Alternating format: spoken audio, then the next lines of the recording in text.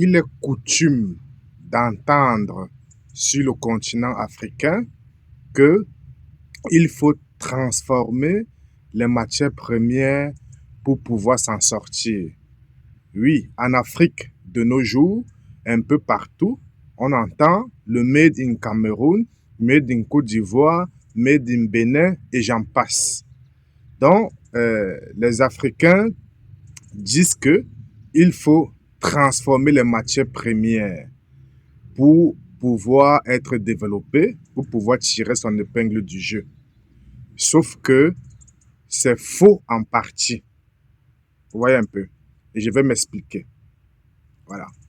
Parce que quand tu pars observer de plus près comment ces gouvernants s'en prennent, ou ces industriels africains, quand tu pars observer la démarche de ces industriels africains, tu vois qu'il y a problème. Et ici, nous allons prendre l'exemple de la tomate. Voilà. Au Nigeria, par exemple, le milliardaire Dangote a fait comprendre au gouvernement nigérian que il faut bloquer les importations de tomates venant de Chine et qu'il faut transformer les tomates localement. Donc, ce qui fait qu'il a monté toute une entreprise pour la production de tomates concentrées. Voilà. Mais cette entreprise était un mort-né. Ça n'a pas mis long feu.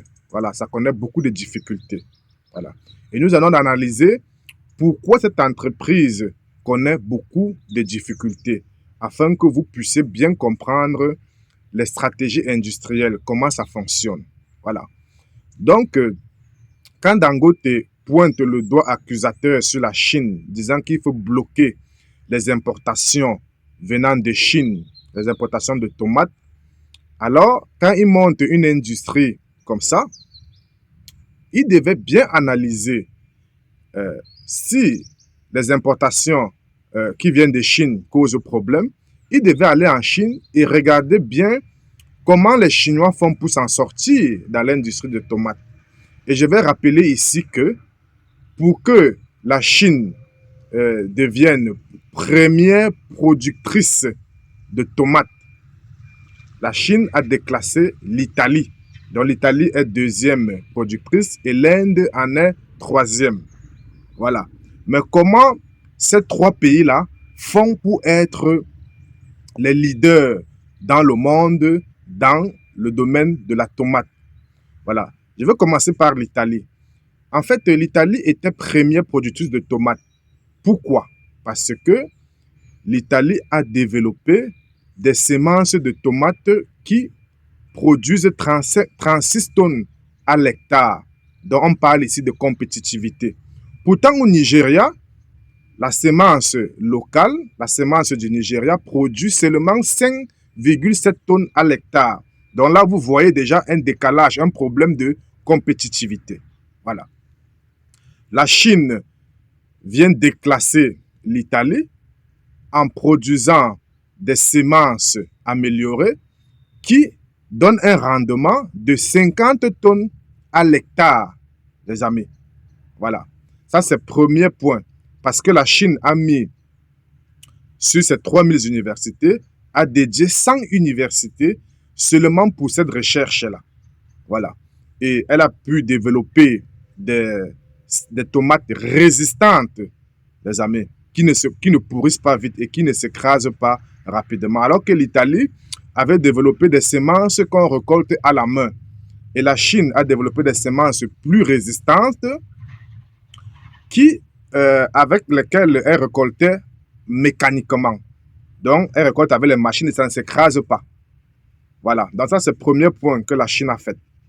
Deuxième chose que la Chine a faite pour pouvoir être compétitive, c'est de construire des chambres froides autour des bassins de production. Donc, ça veut dire que les producteurs ou les agriculteurs, quand ils produisent la tomate, on stocke directement dans les chambres froides qui sont proches des bassins de production.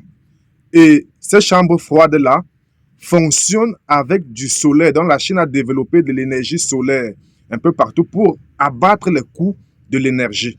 Vous voyez un peu. Elle a développé ça autour des bassins de production. Donc, ce qui fait que quand on récolte là, on passe stocker dans les chambres froides et durant l'année, on essaye de transformer ça en boîte, en tomate concentrée que nous allons voir dans une prochaine vidéo.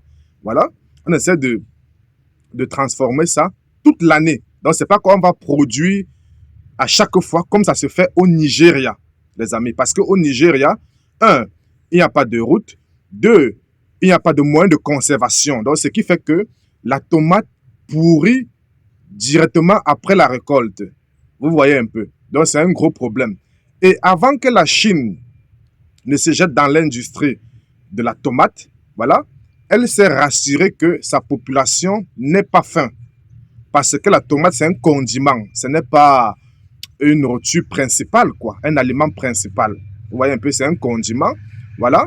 Et la Chine, la tomate n'entre pas dans la consommation chinoise.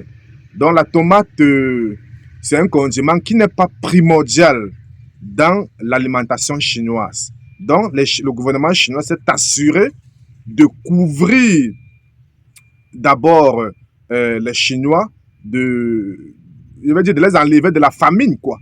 Vous voyez un peu. Ça, c'est alors qu'au Nigeria, les agriculteurs ont faim. Donc, ce qui fait que ils bradent leur récolte. Et ce qui fait que le vol augmente. Vous voyez un peu. Parce que les agriculteurs ont faim. Alors qu'en Chine, on s'est assuré de sortir les millions de Chinois de la famine. Voilà. Donc, ça, c'est le premier point.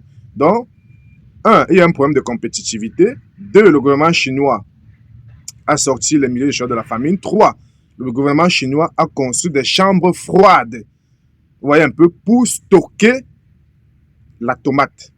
Voilà. Et maintenant, les transformer durant l'année.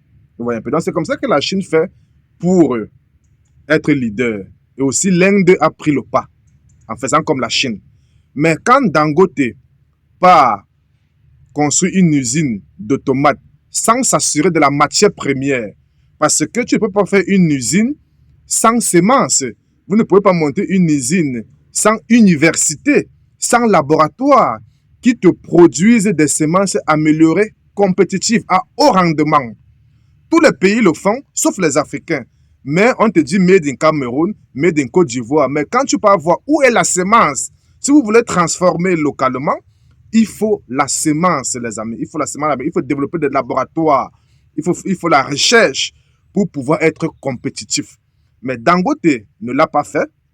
Dangote s'est précipité à construire juste des industries de tomates comme ça et qui a fait un flop.